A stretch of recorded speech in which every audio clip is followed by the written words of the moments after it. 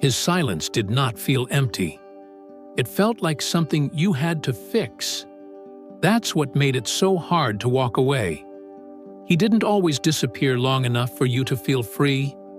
He came back just enough to make the silence look temporary. And then, nothing again. Not enough to settle you. Not enough to free you. Just enough to keep your mind leaning forward. So you checked your phone with that tight feeling in your chest. You reread the last conversation. You searched your own words for the place it went wrong. You told yourself maybe he was overwhelmed. Maybe he needed space. Maybe you were asking for too much without meaning to. His absence stopped feeling like information. It started feeling like a test. And that was the trap. Because you were not only waiting for a message, you were waiting for relief. For the moment that would calm the confusion. For one clear sign that you had not imagined what you felt with him. Your mind was not chasing him as much as it was chasing the end of the ache his inconsistency kept creating. That's why the silence had so much control over you. Not because it was powerful on its own, but because you kept filling it with hope, fear, memory, and self-blame. You called it patience, but a lot of the time, it was pain with good manners. You got quieter, softer, more careful. You started wanting less in your words, even when you were needing more in your body. And the first cost was this. His silence was no longer just his silence. It was beginning to change the way you spoke to yourself. Some part of you already knew that. The part that felt tired before the next reply even came. The part that hated how much peace one small message could buy. And that may have been the first moment his silence started losing control over you. You were not staying close to his silence because you loved confusion.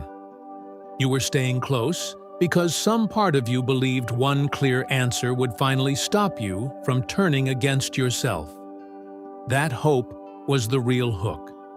Because when he did come back, even briefly, it reset everything. One reply after too much silence. One small return after your mind had already blamed itself. And suddenly, the distance before it became harder to trust. You told yourself maybe this was the real version of him. Maybe the silence was fear. Maybe the mixed signals meant he felt more than he could handle. So your mind kept protecting the moments that made him easier to wait for. That's why this felt so emotionally unfinished. Not because there was so much relationship there, but because there was just enough connection to make the absence feel personal. You were trying to solve something that never stayed still long enough to be solved.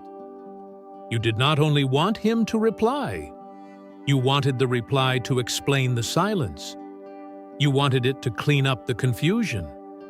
You wanted it to prove that your hope had not been misplaced. And that is why you kept reopening the door inside yourself. You remembered the reply that came after you had already given up waiting. The small return that made your self-blame quiet down for a moment. And you held those moments against the colder ones like they meant more. Not because you were naive, because hope is persuasive when pain still wants a softer ending. You kept thinking the next honest moment might put everything in place. But your mind was doing something much sadder than that.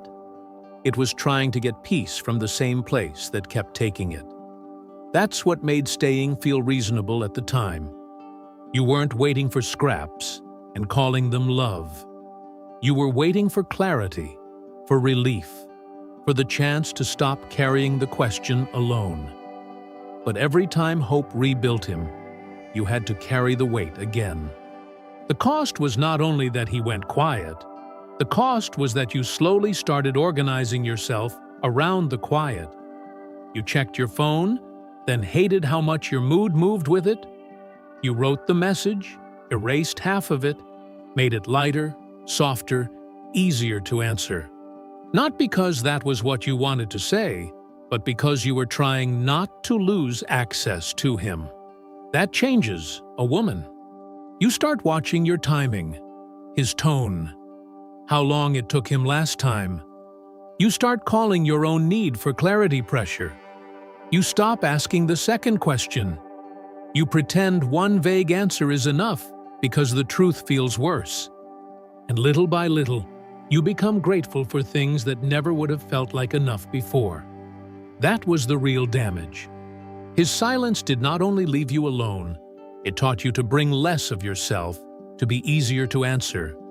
Less honesty, less voice, less expectation. You became careful in places where love should have let you breathe. And the contradiction is hard to admit. You looked calm on the outside, but inside, you were living in reaction. One reply could lift you. One delay could drop you. Your peace was starting to depend on someone who was never steady enough to hold it. Your mind kept saying, just don't make this harder. Just be understanding. Just wait a little longer. But what it was really trying to do was prevent the next wave of disappointment. It was not building trust. It was learning how to survive uncertainty. That's why you felt tired in a way you could not fully explain. Because the cost was not only the waiting, it was the way waiting made you smaller. You were losing access to your natural voice while trying to protect a connection that kept asking you to be less visible. And at some point, that starts to hurt more than the silence itself. The shift did not happen when he finally gave you clarity. It happened when you got tired of translating silence into something kinder than it was. That was the limit. Not anger, not revenge. Just the quiet moment you saw that your understanding had been doing too much work. You had made room for his distance, his confusion, his inconsistency, his fear. You had explained the pauses, softened the pattern, protected the good moments. But all that compassion still left you alone with the same ache. And something in you finally stopped calling that love. You stopped reaching for your phone to calm yourself with a fantasy. You stopped treating every small return like proof that the connection was real enough to keep carrying. You stopped turning his silence into a puzzle your worth had to solve. That is a hard moment, because it does not feel dramatic. It feels honest. You realize you can understand why he is this way and still admit what it does to you. You can care about him and still stop offering your peace to someone who keeps disturbing it. You can miss the warmth without lying about the cost. That's the part your mind had been resisting. Because once you stop explaining it away, you have to face what the silence was really asking of you. Less voice, less truth, less of your real need. And you had already paid enough. So the limit became simple. You no longer let confusion take the place of care. You no longer used patience to cover pain. You no longer kept the door open with your own energy, while he kept refusing to walk through it fully. You did not need him to agree with your hurt for it to matter. You did not need one final answer to stop betraying yourself. And that is when his silence began to lose its last place inside you. Because you were no longer treating it like a message about your value. When his silence lost control over you, it was not because you stopped caring overnight. It was because you stopped handing your peace to an absence that never knew how to hold it. And that changes everything. You wake up, and the first thing you feel is not him. Not the question, not the check. Just a little more room inside yourself. A little more breath. A little less urgency. The phone is still there, but it is no longer carrying your whole emotional weather. That is how return begins. Not with a speech, with steadiness. You stop rewriting messages in your head. You stop bargaining with delays. You stop calling the bare minimum a sign. You stop needing one last explanation from someone who kept speaking most clearly through what he would not give. And what comes back is quiet, but it is real. Your voice comes back. Your natural warmth comes back. Your ability to say, "This hurts me," and not feel guilty for it, comes back. Your body stops bracing for the next disappearance. Your days stop revolving around a door that only opened when he felt like touching it. You realize peace was never hiding inside his next reply. It was waiting on the other side of your refusal to keep chasing relief from the thing that kept unsettling you. That is the dignity in this. You do not become cold. You do not become cruel. You do not need to hate him to be free of the pattern. You simply stop making his silence the center of your inner life. And once you do, something soft returns to you without shame. Your attention, your self-respect, your ability to want something clear and not apologize for it. Your ability to sit in your own life without feeling like you are waiting for permission to breathe.